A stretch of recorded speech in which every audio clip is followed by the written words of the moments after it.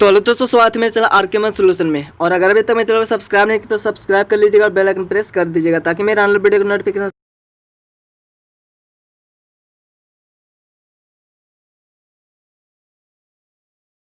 थोड़ा सा बेसिक देखते हैं।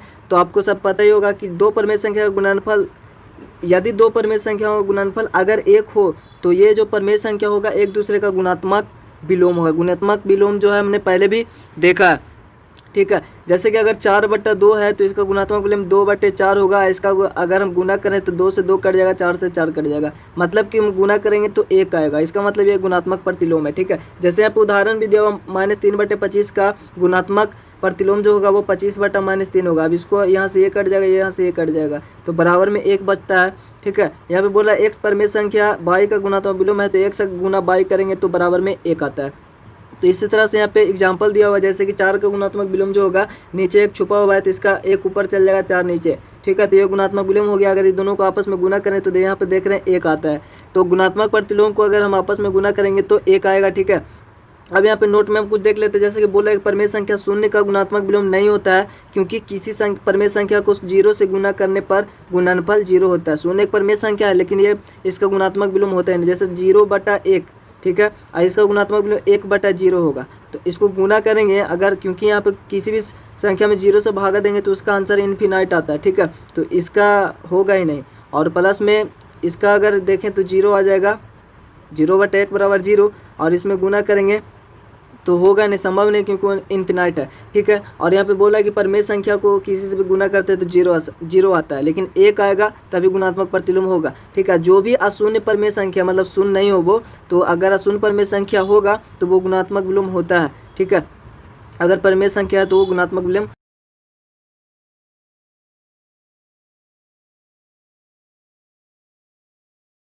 इसको गुणात्मक प्रतिलोम Q/P हो जाएगा, ठीक है।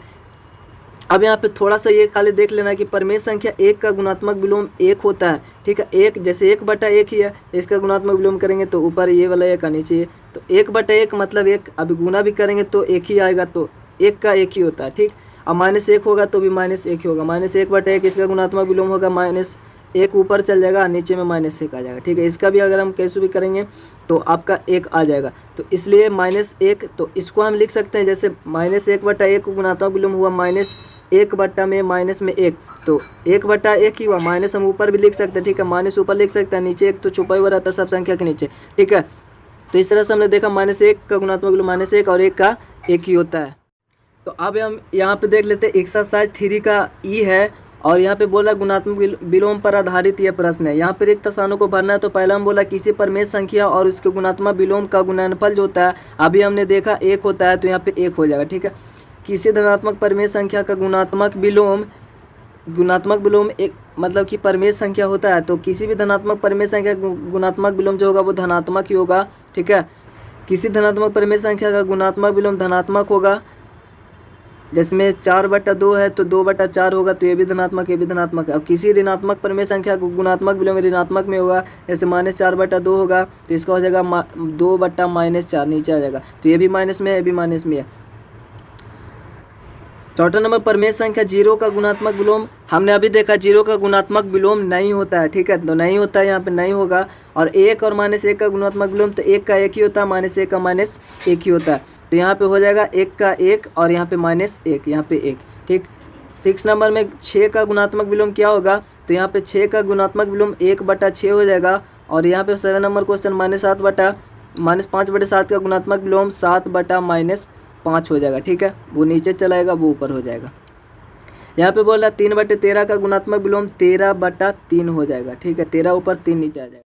दूसरा नंबर क्वेश्चन बोला कि निम्नलिखित का गुणात्मक विलोम लिखे, तो सिंपली आपको सोल्व लिखना है।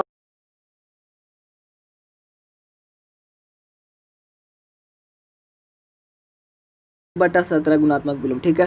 तो इसी तरह से आपको लिखना -9 है तो इसका 1/-9 हो जाएगा। इसका -6/19 है तो ऊपर 19 हो जाएगा, नीचे -6 हो जाएगा। वहाँ पे 8/13 है तो ऊपर में 13 हो जाएगा, नीचे में 8 हो जाएगा, ठीक है। -17/16 -7/16 है तो ऊपर 16 -7 हो जाएगा। तो इस तरह से आप सिंपली बना लीजिएगा, जैसे कि ऊपर में 7 हो जाएगा यहाँ पे, और माइनस में 15 हो जाएगा। इसका आप देख रहे हैं, तो इसको अगर हम इस तरह से करें 4 दूनी, तो इसका जैसे कि ऊपर में हो जाएगा ऊपर में हो जाएगा 5 हो जाएगा और नीचे में 2 हो जाएगा, और गुना ऊपर में 9 हो जाएगा, नीचे में 4 हो जाएगा। ठीक है, अगर इसका गुना कर देता होगा तो 4 दूनी 8, 9 5 45, ऊपर में 45, ठीक है, और नीचे में 8, इस तरह से। तो ये होगा, चाहे ये आपका आंसर दिया होगा कोई इसमें से। यहाँ पे -3/8 है तो ऊपर में 8/-3 हो जाएगा, और गुना वो 11/-7 हो जाएगा। ठीक, अब यहाँ पे अगर गुना करके देखेंगे तो 11×8 = 88 ऊपर में हो जाएगा, और 7×21 हो जाएगा नीचे में। लेकिन यहाँ पे गुणात्मक विलोम पूछ रहा है तो यही होगा, और यहाँ पे गुना अगर करेंगे तो इस तरह से माइनस माइनस से प्लस हो जाएगा 88/21। ठीक, यहाँ पे परमेय संख्याओं के गुणन पर आधारित प्रश्न है। तो निम्नलिखित परमेय संख्याओं को गुणन करना है, तो सिंपली हम इसको गुना कर देंगे, गुना करना है। जैसे कि यहाँ पे पहला नंबर में इतना को इतना से गुना करना, ठीक है, वैसे हम गुना तो किधर भी कर देंगे तो क्रम विनिमय से आपको पता है सेम ही आएगा। लेकिन इससे जैसे कि 16 लिखेंगे, पहला लिखने के बाद लिखेंगे -2/5 से हमको गुना करना है 3/7 में। तो इधर हो जाएगा 7×5 = 35, और ऊपर में हो जाएगा 3 दूनी 6, तो -6 और बटा में 7×5 = 35, तो ये हो गया गुना। इस तरह से इसका आंसर होगा। दूसरा नंबर में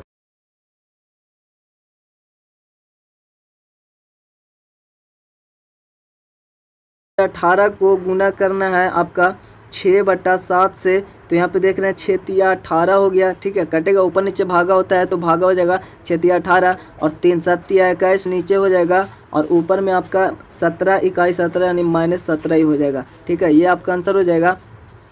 और इसी तरह से सिंपली आपको भी बना लेना है तो सिंपली बन ही जाएगा। तो यहाँ पे तीसरा नंबर क्वेश्चन है, तो -26/15 से गुना करना है -5/-13 को। तो माइनस माइनस तो कट ही जाएगा ऊपर नीचे, ठीक है, 13 दूनी 26 और 5×3 = 15, यानी ऊपर में 2 बचा, नीचे में 3 बचा, ये आपका आंसर हो जाएगा।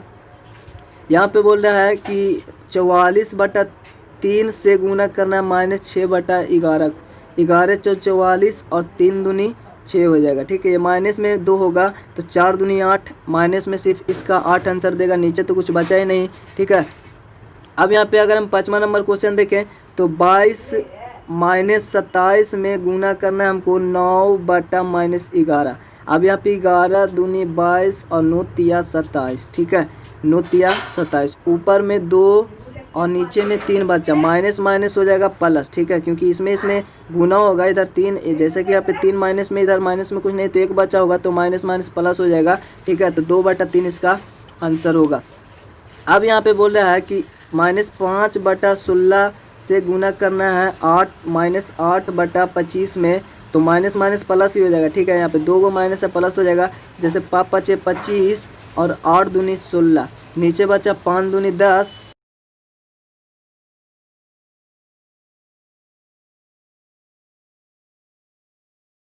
ठीक है, 1/10। तो इस तरह से सब सेम ही क्वेश्चन है, सिर्फ यहाँ पे बोल रहा है ज्ञात करना। तो ज्ञात करना तो हम वही करेंगे, यहाँ पे गुना लिखा हुआ है, तो जैसे कि यहाँ पे सोल्व लिखना है, आपको क्वेश्चन लिखना है, फिर इस तरह से एक स्टेप लिखना क्या कि 3/7 और गुना है -2/5। अब यहाँ पे सिंपली कटे उटेगा नहीं, तो सिंपली 3 दूनी 6 माइनस में हो जाएगा, और नीचे 7×5 = 35 हो जाएगा, -6/35 हो जाएगा।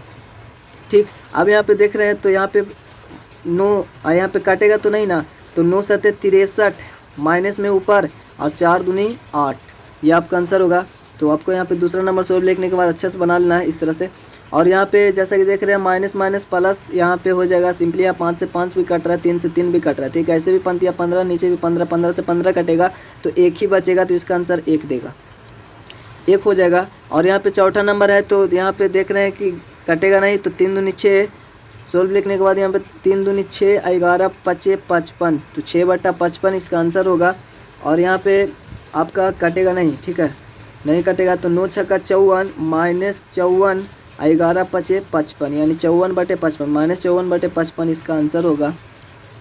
यहाँ पे बोल रहा है कि 3/10 है, और यहाँ पे 9 है, तो 9×3 = 27, ठीक है, ऊपर में 27, नीचे में कुछ नहीं, तो 1 यहाँ पे होगा, 1 10 से गुना करेंगे तो 10 ही आएगा, माइनस में 9 है इसलिए माइनस में ये भी हो जाएगा, -27/10 आपका आंसर होगा। यहाँ पे 7 7 नीचे तो सेम है, उसे नहीं मतलब है। यहाँ पे 6×5 = 30, 6×5 = 30, -30 और 7 7 = 49 हो जाएगा। ठीक है, गुना है, सिंपली सोचा सोची गुना कर देंगे, अंश को हर से। ठीक है,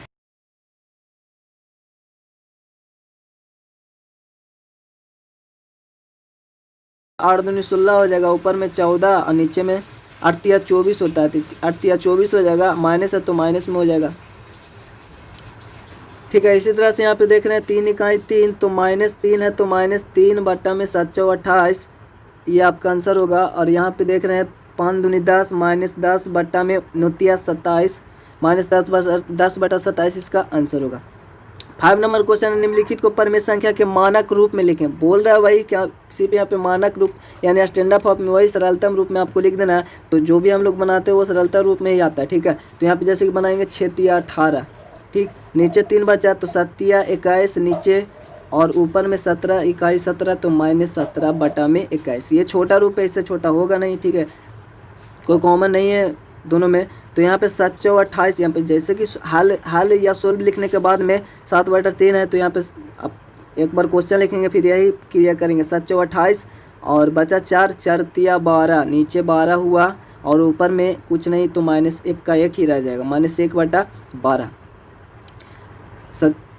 अब यहाँ पे देख रहे हैं कि ये क्वेश्चन नंबर 3 में कि यहाँ पे 7 दूनी 14 कटेगा। ठीक है, नीचे में 5 इकाई 5, ठीक, और ऊपर में 8 दूनी 16, -16, माइनस में चूँकि -16/5 ये आपका आंसर होगा। और यहाँ पे बोल रहा है 7 दूनी 14 होगा, और यहाँ पे और नहीं कटेगा तो 50 दूनी 100, -100/3, ठीक है, -100/3 होगा। और यहाँ पे देख रहे हैं तो चूँकि यहाँ पे माइनस माइनस भी प्लस हो सकता है, या फिर ऐसे तिरछा तिरछा भी माइनस माइनस प्लस ही होगा। ठीक, अब यहाँ पे 3 नम 27 और 11 8 88 कट जाता है, तो माइनस माइनस सामना सामनी कर देते हैं, प्लस हो गया तो एक माइनस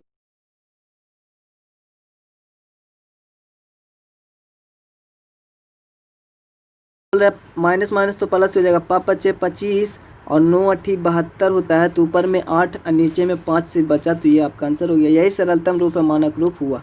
ठीक है, और अब हम 6 नंबर क्वेश्चन देखें, निम्नलिखित को सरल करें। तो ये आपका क्वेश्चन है। ठीक है, ये आपका क्वेश्चन है। तो यहाँ पे जिस तरह से जैसे 6 नंबर का पहला नंबर सोल्व यहाँ पे लिख लेंगे, और -3/5 है, और गुना में -10/9 है, गुना में 21/-4, गुना में -6 है। अब इसको जैसे मन जैसे बना सकते हैं, जैसा कि यहाँ पे पहले हो गया 5 दूनी 10, ठीक है, 5 दूनी 10 और 3 तिया 9 कट रहा है, तो 3 तिया 9। अब इधर कुछ नहीं तो माइनस है, तो माइनस में 1 बचा, और इंटू 3 तो माइनस में ऊपर 2 है, तो माइनस में 2 बचेगा, क्योंकि माइनस में 10 था, तो -2 और नीचे में 3 बचा। ठीक है, गुना 21 था यहाँ पे, और -4/6। यहाँ पे देखिए 3 दूनी माइनस माइनस तो यहाँ पे प्लस हो गया। ठीक है, माइनस खत्म हो गया। 3 दूनी 6 और 2 दूनी 4, यानी 2 बार में भी कटा, 2 बार में भी कटा, ऊपर में 3 और नीचे में 2, ऊपर में 21 का 21 ही रहा। ठीक, यह स्टेप है। और यहाँ पे आप क्या करेंगे, यहाँ पे अगर हम 1 को इससे गुना भी कर दें तो माइनस माइनस प्लस हो जाएगा, और ये तो 2/3 ही रहेगा, क्योंकि 1 में गुना होगा तो वही रहेगा। ठीक, और अब यहाँ पे 2/3 है, 3 एक नीचे है और 1 ऊपर है, 3 से 3 भी काट सकते हैं, और 2 एक नीचे है और ऊपर है, 2 से 2 भी काट देंगे, बचेगा 21। अब चाहे इसको जिस तरह से भी सोल्व कर सकते हैं आप, यहाँ पे ऐसे भी कर सकते हैं, 3 7 21, 2 से 2 कट गया, 7 या 21। ठीक है, तो 21 इसका आंसर आने वाला है।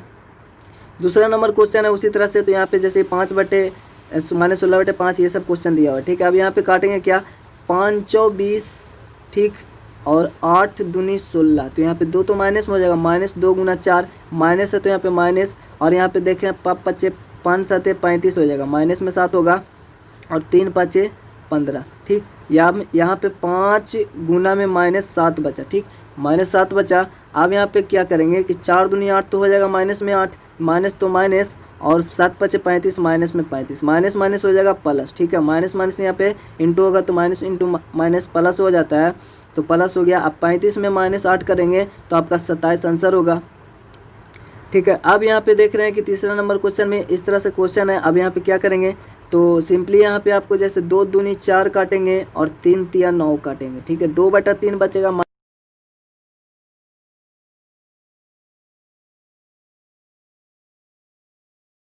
माइनस में 2 बचेगा, और 3 तिया 9, यानी 3 इंटू -2, तो 3 इंटू -2।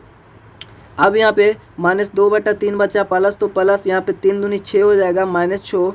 तो यहाँ पे देख रहे हैं अब एलसीएम लेंगे, सिंपल, तो एलसीएम लेंगे तो यहाँ पे कुछ नहीं तो नीचे में 1 रहेगा, जैसे -2/3 और माइनस प्लस माइनस यहाँ पे माइनस हो जाएगा। ठीक है, तो माइनस हो जाता है, और 6/1, 3 1 का एलसीएम 3 ही होगा। ठीक है, अब 3 से 3 में भागा देंगे तो 1 बचेगा, 1 में -2 से गुना होगा तो -2, और 1 में 3 से भागा देंगे 3 बचेगा, तो 6 या 18 हो जाएगा, माइनस है तो माइनस यहाँ पे -18 रुपया -2 रुपया, टोटल माइनस हो गया -20 रुपया। अब -20/3 ये आपका आंसर होगा। आपको पता ही होगा कि गुना होता है, जैसे प्लस इंटू प्लस होगा तो प्लस ही होगा, माइनस इंटू अगर माइनस होता है तो प्लस हो जाएगा, लेकिन प्लस इंटू माइनस होता है तो आपका माइनस हो जाएगा। ठीक है, अब यहाँ पे ये क्वेश्चन नंबर 4 नंबर क्वेश्चन है, तो यहाँ पे इसको जिस तरह से मैंने आपको बना लेंगे, जैसे कि 5×5 और 2×4 = 8। ठीक है, अब ऊपर में बचा 5/4, यहाँ पे माइनस तो माइनस लिख देंगे, 5 दूनी 10 और 3 तिया 9, ऊपर में -2 बचा क्योंकि -10 था, तो -2 बचा और नीचे में 3 बचा। ठीक है, इसको घेर देंगे क्योंकि डबल चिन्ह है, माइनस माइनस हो जाएगा प्लस, इक्वल 5/4 और प्लस हो जाएगा 2/3। अब यहाँ पे 4 तिया 12 एलसीएम लेंगे। ठीक है, तो 4 तिया 12 यानी 4 से भागा देंगे 12 में तो ये 3 बचेगा, और 3 से भागा देंगे तो ये 4 बचेगा, यानी तिरछा तिरछी गुना कर देंगे, क्योंकि जो भागफल आता है उसमें ऊपर में गुना करते हैं, तो 5 तिया 15